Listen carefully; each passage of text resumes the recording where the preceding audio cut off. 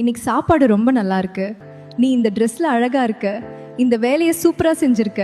இந்த மாதிரி சின்ன சின்ன பாராட்டு வார்த்தைகள் ஒருவரின் நாள் முழுவதையும் மாற்றிவிடும். ஒரு நல்ல வார்த்தைக்கு பணம் தேவையில்லை, ஆனால் அது தரும் மதிப்பு கோடிகளுக்கு சமம். ஒருவரின் உழைப்பை நாம் அங்கீகரிக்கும் அந்த நிமிடம் அவர்களின் மனசு சொல்லாத நன்றியுணர்ச்சியால் நிரம்பும். அந்த அங்கீகாரம் தான் அவர்களுக்கு இன்னும் உயரம் ஏற துணிச்சல் தரும். மனோதத்துவ ரீதியாக பார்க்கும்போது பாராட்டு என்பது மனித மனதின் மிகப்பெரிய சக்தி.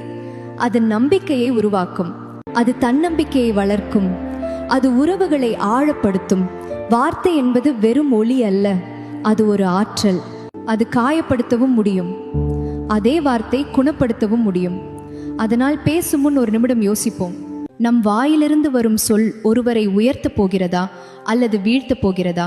நாவடக்கம் என்பது வெறும் ஒழுக்கம் அல்ல, அது நம்முடைய உள்ளத்தின் தரத்தை காட்டும் கண்ணாடி. அது சக மனிதர்களுக்கு நாம் தரும் அதிகபட்ச மரியாதை.